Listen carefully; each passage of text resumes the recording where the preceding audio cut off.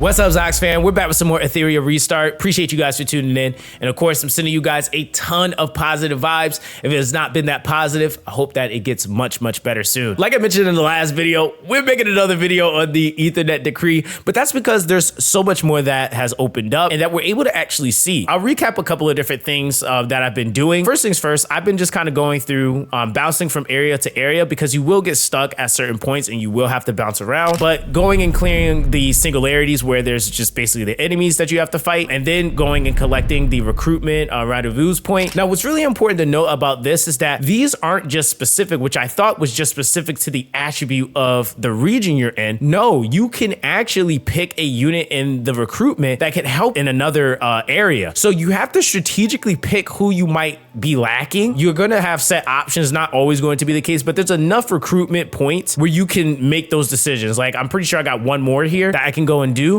And basically the entire idea of clearing this whole outer area is to basically set you up to start fighting the bosses. And we're going to get to that in a second. But of course, we've been collecting the casual supply boxes, which is like, really important because that obviously gives us, rewards. And then of course, the casual link points. The casual link points are also pretty important too, because this is going to be rewarding you with basically cards that are going to help you throughout your fight. So like, for example, this one's an odd one. It says the Animus healing effect and shield amount are increased by 15%. We're taking that one, right? And so you want to make sure you're collecting all these resources because they're going to help you with the boss fights. This is where things get a little interesting. Once you kind of get to a certain point, you'll have your purge points start unlocking. And these are called the purge collapse points, right?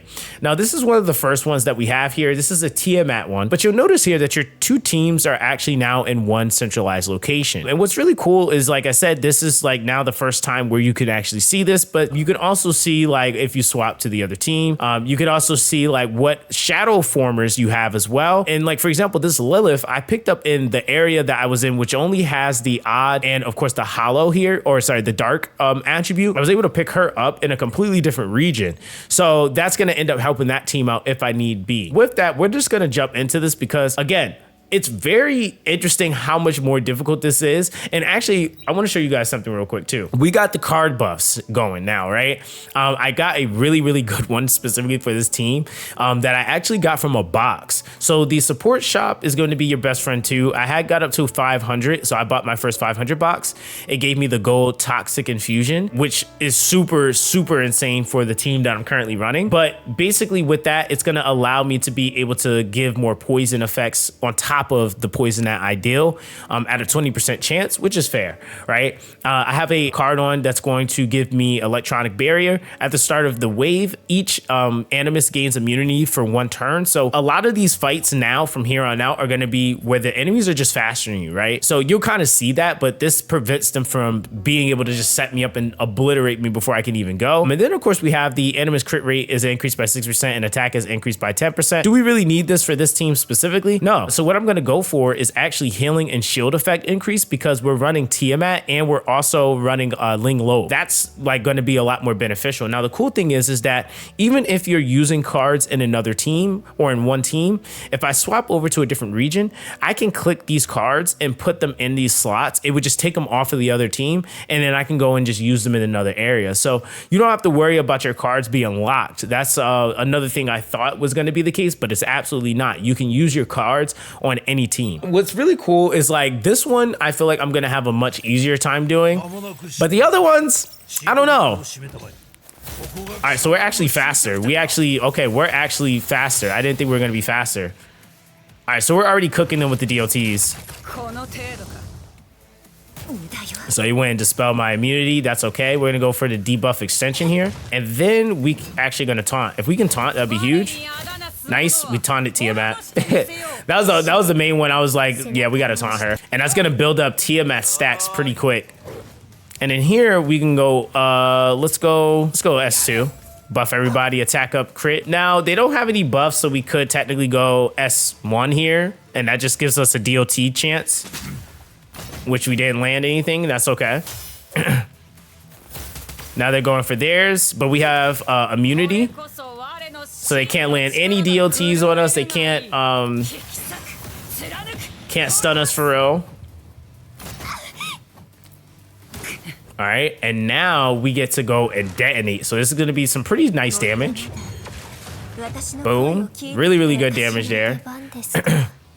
We're gonna save our AoE heal for when we need it. And we got our S3 back up. So I worked on my Obel so much because this dude is so good. Get wrecked. Freaking stunned, kill. Look at that. Murder. This guy is so good. All right, and then we just go for DOT stack on Tiamat. And we just see if we can land one. Nope, didn't get it. It's okay.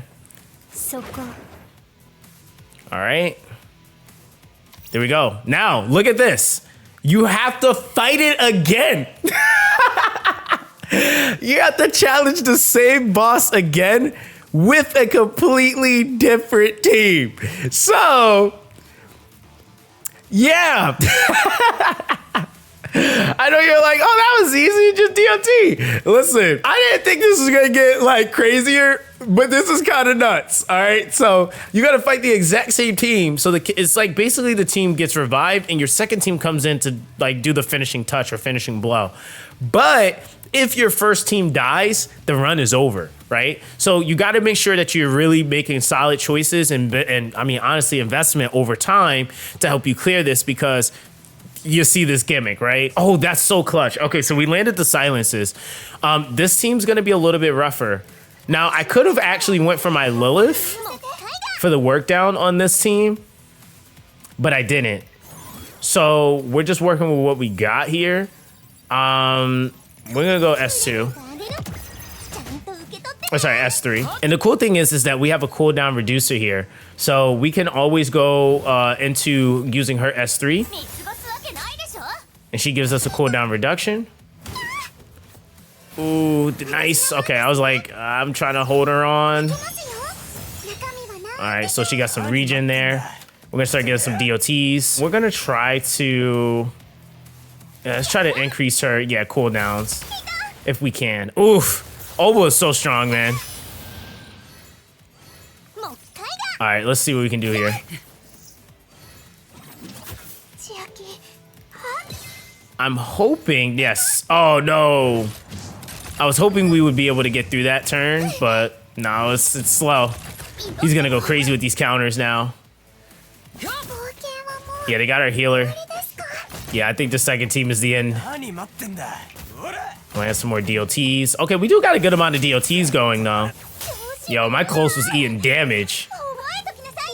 Yeah, so see, yeah, this second team ain't cut it.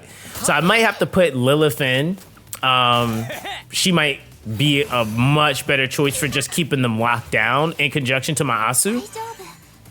Because they now have the advantage here, right? So I'm trying to see what I can do here as far as like working down. Might be able to do some, but Tiamat, nah, we got taunted. Oh no, she didn't land a taunt. Let's see. Silence, okay, AoE. This is kind of a stretch here. Oh no, it's over. So it's over, yeah. So you could basically restart, but we're gonna end it here because we know we're not winning that, right? So it's kind of, like I said, it gets so much more intense because you have to make sure that your teams are good enough to be able to get through this. Now, of course, this is another big thing here is that like I didn't also run cards on this team, so that actually would have been nice to probably have had those slotted in. And then of course, finishing those areas before you start challenging these bosses also might be another point to help you out. For example, I still need to go and scale down here. This will give me some more resources to kind of work with, and then I'll have another purge point. So I'm gonna work on this a little bit more and just try to push through it. But like again, I just wanted you guys to see this does expand. It actually is really interesting. I don't think I've played a game that did it exactly like this specifically. So I'm actually pretty excited to get into the other collapse points. It is kind of pushing the idea that you want to pair up the right cards with the right team, because you're going to obviously, like, for example, this team I have in the first slot here, or this one, is actually superior. This is one of my better teams. So I don't really have to put so much emphasis in trying to give them better buffs right now, but maybe the second or third team you're using really needs better buffs.